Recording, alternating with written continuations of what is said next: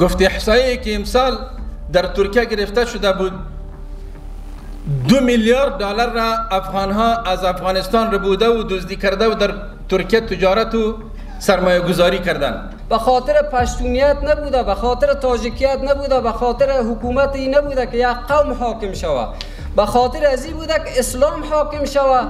اونها بالای ملت ما تجارت کردن، اما حالی هم که صدا میزنن که همه شمول و فقط نفس خود را میگه که ما باید به نظام باشیم، دزدی که کردیم کافی نبود، باید دیگه هم دزدی بکنیم.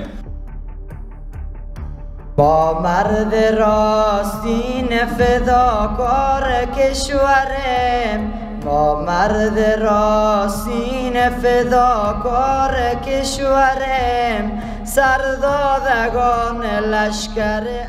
در گرد همایی مردمی ولسوالی رخه، الحاج حافظ محمد آقا حکیم والی پنجشیر گفته فصل تجاران سیاسی که عامل 20 سال خونریزی و تاراج دارایی‌های افغانستان بودند پایان یافته و امارت اسلامی اجازه بازگشت فساد را نخواهد داد. که آمده بود برای من قصه کرد، گفت افغانهایی که به ترکیه آمدن از نظام جمهوریت، گفت احصایی که امسال در ترکیه گرفته شده بود 2 میلیارد دلار را افغانها از افغانستان ربوده و دزدی کرده و در ترکیه تجارت و سرمایه گذاری کردن. این پیسه کی بود؟ وکیل پارلمان بود، وزیر نظام بود، معین بود، در سنا بود، والی بود، وزیر بود. این همهشان مسئولین اون نظام بودن که ملت ما را به سرنوشت دچار کردن که ملت را گشنه و تشنه ماندن و اکانت های خود را 2 میلیارد، 3 میلیارد، 1 میلیارد، 1.5 میلیارد در اکانت هایشان جمع بود که امروز خوب زندگی مرفه را در مو کشورهای خارجی و کفری دارن، ولی ملت ما غریب و بیچاره به همون حالی که بود همیتو مانده. اونها بالای ملت ما تجارت کردن، اما حالی هم که صدا میزنن که همه شمول و فقط نفس خود را میگن که ما باید به نظام باشیم، دزدی که کردیم کافی نبود، باید دیگه هم دزدی بکنیم، باید دیگه اکانت ها را ما جور کنیم که از خون ملت خود بچشیم و زندگی مرفه را برای خود و برای اولادهای خود جور کنیم. اونهایی که اولادهایشان، دخترها و بچه‌هایشان در اروپا میگردن، اونها این صداها را میزنن که ما نظام همه شمول را میخوایم. الحمدلله نظام امارت اسلامی افغانستان همه شمول است. اگر کسی اعتراض داشته باشه بخیزه بگوی که همه شمول چه رقم می باشه. همه ملت افغانستان در نظام حق داره، جای خود داره، جایگاه خود را داره و نظام به این متعهد است که همه ملت ما باید در نظام ما کار بکنه و اشتراک بکنه. علمای افغانستان به این معترف هستند که در این عصر در افغانستان ایتو عالم متبحر در مابین علمای افغانستان دیگه دیده نمیشه. هم عالم متبحر و هم الحمدلله یک شخصیت بسیار دیانتدار، مسلمان، متدین، مخلص، لیکن فی الجمله تمام مردم افغانستان الحمدلله مجاهد است. در این عصر حالی که الحمدلله هیچ اختلاف وجود ندارد، ببینید در تمام افغانستان الحمدلله بدون نظام امارت اسلامی دیگر قوتها و دیگر جبهاتی که پیش مردم به یک عنوان و دیگر عنوان یاد میکرد مخوص هیچ وجود ندارد. آقای حکیم همچنان افزوده امسال 2000 جوان از ولایت پنجشیر به صفوف پلیس و نظام امارت اسلامی جذب شدند. صدها تن در معادن و پروژه کاسا 1000 مصروف کارند و شمار دیگر شامل خدمات ملکی گردیدند. پروژه کاسا 1000 در پنجشیر عملا به کار شروع کرده که تقریبا 300 پایه در طول ولایت پنجشیر عبور میکنه که همه جوانای پنجشیر در اینجا به کار مصروف می شود در مسیر می رای پایه ها و بعد از که کار پایه ها به اکمال رسید 300 جوان یا شاید 600 جوان 2 نفر به این محافظین گرفته میشه، این از مردم از ولایت گرفته میشه و انشاءالله ما از هر طرف کوشش از این داریم که باور کنید که همه کار امور اجتماعی، وزارت کار امور اجتماعی اعلان کردن، ما برای صاحب زنگ زدم گفتم عاجل برو که سهمه خود ببین که در کجاست، چی رقم است که از پیش ما خطا نخوره دیگه کس نبره. الحمدلله اون با وقت زمانش رفت و سهمه را آورد. دیگه دی بار ما هم کل چیزی که در توان داریم رو ان شاء الله به خرج گذاشتیم و میگذاریم و کوشش میکنیم که دیگه زمینه کار برای جوانای ما آماده شود. والی پنجشیر نظام امارت اسلامی را بی‌بدیل خواند و از مردم خواسته زیر چتر آن با عزت زندگی کرده و برای آبادانی کشور تلاش کنند.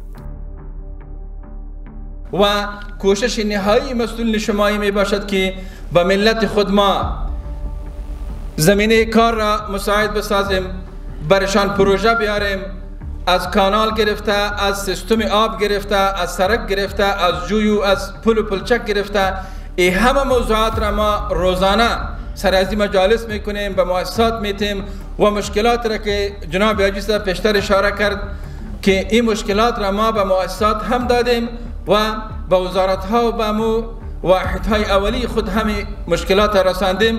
امیدوار هستیم که الله رب العزت مشکلات را به صفر برسانه و ملت ما در رفاه و در آسودگی زندگی را داشته باشند و نظام امارت اسلامی افغانستان که الحمدلله همه ملت را متحد و متفق ساختند و همه ملت را در نظام خود جای دادن، ای که میگن که حکومت همه شمول را جور کنن. حکومت همه شمول به تعریف ملت ما و شما، به تعریف نظام ما و شما یک چیزی است که همه ملت ها، همه اقوام، شمال و جنوب، شرق و غرب، هر ملت باید در نظام در جای خود را داشته باشه و در نظام خود سهیم باشه.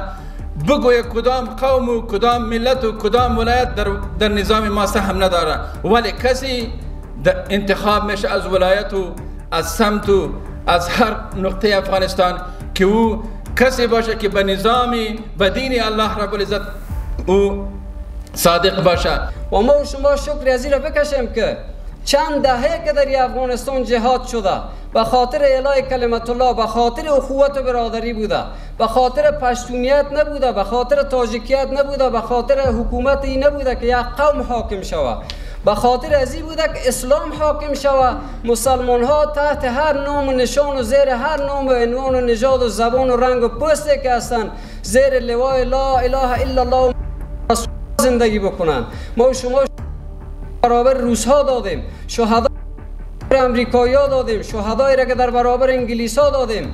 خون از اونها را برادرها فراموش نکنیم، خون اونها است و به خاطر متاع دنیوی و به خاطر مسائل قومیت جونهای شیرین خود آنها از دست ندادیم. باشندگان ولسوالی رخنیز از رهبری ولایت استقبال کرده و گفتند که بیشتر مشکلاتشان در یک سال اخیر حل شده است. اساسی در قریه مربوط ولسوالی روح قریه نولاوه داریم. قبلا هم با جناب محترم والی صاحب پیشکش کرده بودیم، عریضه دادیم. میخواه اداره محترم قریه نولاوه را مربوط ولایت بسازد، چون که در این راسته مردم ما بسیار با مشکل مواجه میشد.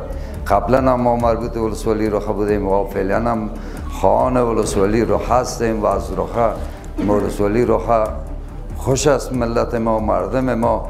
و باز هم از جناب محترم والی صاحب میخواهیم در مورد تجدید نظر کنند. سردادگان لشکر الله اکبریم، ما مرد راستین فداکار کشوریم، ما مرد راستین فداکار کشوریم. سردادگان لشکر الله اکبریم، سردادگان لشکر الله اکبریم.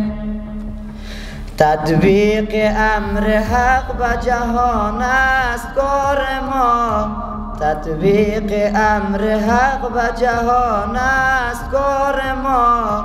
ما پیروان امت سردار داوریم ما پیروان امت سردار داوریم